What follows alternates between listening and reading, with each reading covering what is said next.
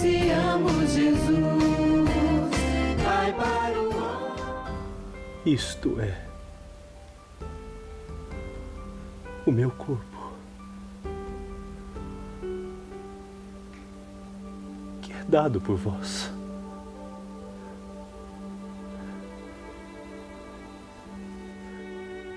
Fazei isto em memória de mim.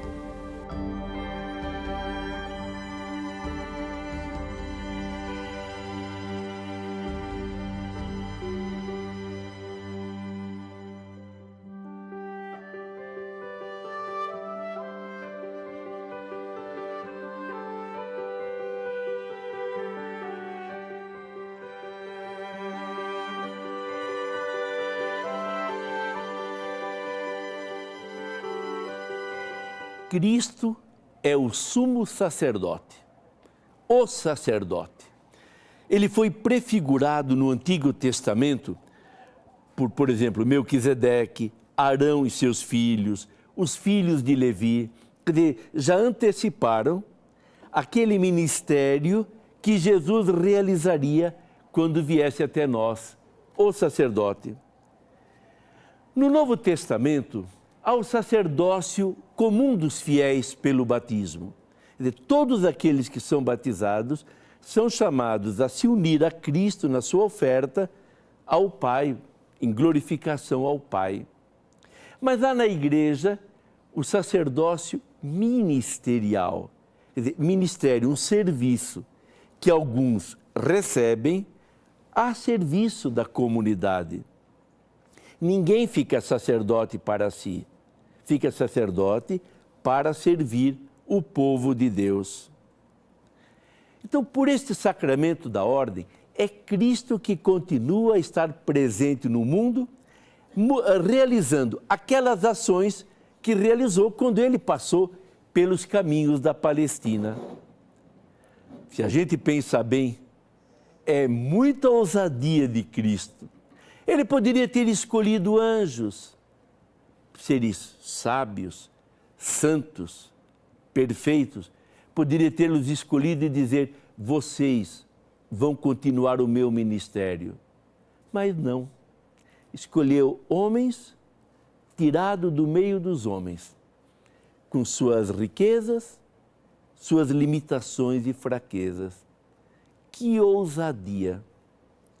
É essa experiência que nós mesmos fazemos, que recebemos este sacramento. Quantas vezes cada um de nós se pergunta, mas como é que foi possível Jesus confiar este sacramento, esse dom, essa responsabilidade a mim? E aí ele vai nos dizer a cada momento, basta-te a minha graça. A graça de Deus, a força da graça, se manifesta melhor na fraqueza humana. E com isso, como diz o autor da carta aos Hebreus, nós mesmos deveremos ter maior capacidade de compreender o povo a que servimos, porque nós estamos cercados de fraqueza. Não é porque alguém é ordenado diácono, depois padre, depois bispo, que automaticamente fica santo, está tudo resolvido. Não! A luta pela santificação, para vencer as tentações, para perseverar no caminho de Deus, deve continuar. E aí é o drama, inclusive, de muitos que deixam o ministério. Na verdade, normalmente, isso por testemunho de pessoas que depois refletiram sobre o passo que deram, a pessoa começou deixando a oração de lado, deixando de cultivar a amizade com Deus, e aí foi se apegando a títulos, ao prazer, ao poder, e foi daqui a pouco deu um passo, mas um passo que não surgiu de repente. Foi lá, na medida que foi se deixando levar pela mediocridade. Sim, o trabalho de santificação é nosso e deve ser contínuo ao longo da vida toda. Mas agora uma palavra então sobre cada um dos graus desse ministério. O bispo, que tem o episcopado, tem a plenitude do sacramento da ordem. O bispo tem a missão de dirigir uma igreja particular, uma diocese, cuidar para que o Evangelho seja anunciado, o sacrifício de Cristo seja oferecido, as ovelhinhas se unam em torno do bom pastor que é o Senhor. O bispo continua diretamente a função dos apóstolos. Quem vos ouve, a mim ouve. Se é grande o nosso poder, imensa é a nossa responsabilidade. E um dia Deus vai nos pedir contas do que fizemos desse ministério.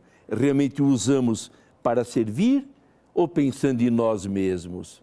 Porque a graça não nos torna santos automaticamente. A luta é contínua.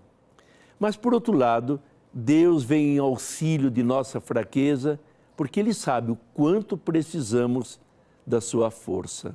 A minha alma engrandece o Senhor, e se alegrou meu espírito em Deus, meu Salvador. A ordem é o sacramento, graças ao qual a missão confiada por Cristo aos seus apóstolos continua a ser exercida na igreja. O sacramento da ordem vai levando para a igreja aqueles que recebem sempre a partir de um bispo a ordenação, quer diaconal, quer presbiteral e a ordenação episcopal, né? Então recebe, se organiza, vamos dizer, dentro da igreja com uma missão específica, uma missão clara de exercer em nome de Jesus a missão de continuar santificando, pregando a palavra de Deus. Olha, para mim, sobretudo, eles, de modo particular, ele significa doação. Porque eu acho que o sacerdócio sem o povo não é nada. Então, eu preciso me doar, eu preciso renunciar às minhas vontades, às minhas escolhas e estar disponível à igreja, ao serviço da congregação, sobretudo aqui na vida religiosa. In persona Cristo, né? E a gente ser ali a pessoa do próprio Cristo. E eu fico pensando em duas coisas. Primeiro, né, a questão até da dignidade, né? Será que eu fui digno disso daí, né? Fui escolhido, sim, dá uma alegria de ser escolhido, mas por outro lado, né, a questão da dignidade, né? Puxa vida, tá aí no altar, celebrando em persona Cristo, é coisa muito séria. Muitos não conhecem a trajetória de um homem para chegar ao sacerdócio. A formação do seminarista, no âmbito intelectual, ela dura entre a faculdade de filosofia e teologia. No nosso caso, que somos religiosos, temos um ano a mais, que é chamado esse ano de noviciado. Então, entre 8 e 9 anos dura a formação do seminarista religioso. Então, a formação nos ajuda sempre a uma construção intelectual, espiritual. E eu tenho aprendido que Deus a cada dia vai nos confirmando na vocação e principalmente quando a gente está aberto a esse diálogo entre formador, entre a vida intelectual. Entre as dificuldades a serem superadas, a distância dos familiares é uma delas. Acredito que a questão da família, né, a distância dos pais, dos familiares, dos amigos e até a adaptação ao lugar onde a gente vai morar e também às vezes a pressão, né? Com o tempo o semestre ele vai comendo seu tempo e aí você acaba ficando com uma pressão um pouco grande, mas com um pouco de fé e muita perseverança a gente consegue seguir. Pois ele viu a pequenez de sua serva.